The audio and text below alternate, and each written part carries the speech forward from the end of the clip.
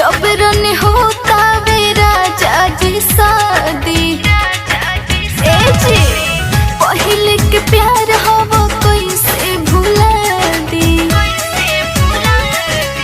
सच कहतानी जबरन होता मेरा जाजी शादी। पहले के प्यार हवा कैसे भुला दी। जाइब ना दूसरा के घरवा हो। मन कर मर जाई खाई के जहरावा, और मन कर मर जाई खाई के जहरावा। शादी के सुनी के खबरवा हो। मन कर मर जाई खाई के जहरावा। शादी के सुनी के खबरवा हो।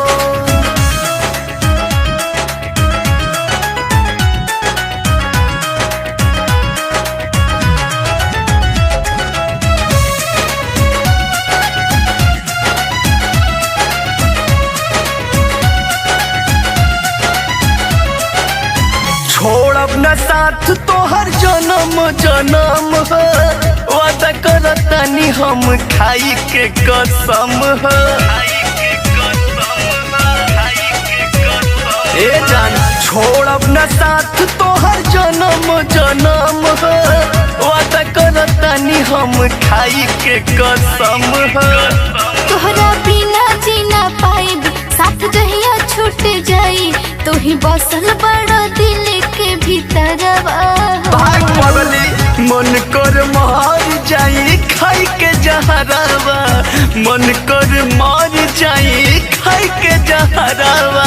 शादी की सुनी के खबरवा हो। मन कर मर जाई खाई के जहरावा। शादी के सुनी के खबरवा हो।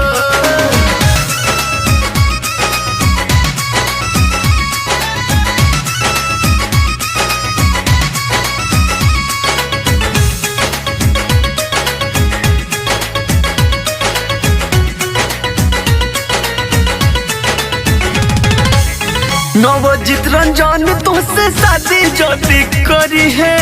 मरल के बाद रवि प्यार उतने करी है।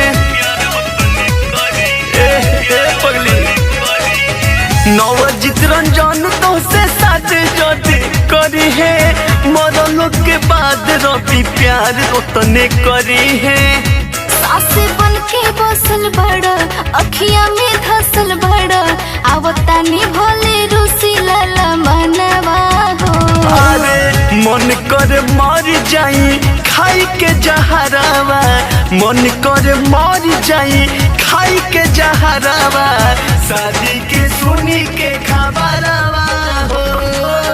मन कर मर जाई खाई के जहरावा। शादी के सुनी के खबरवा हो। जबरन होता मेरा जाजी शादी। पहले के प्यार हवा कैसे भुला दी।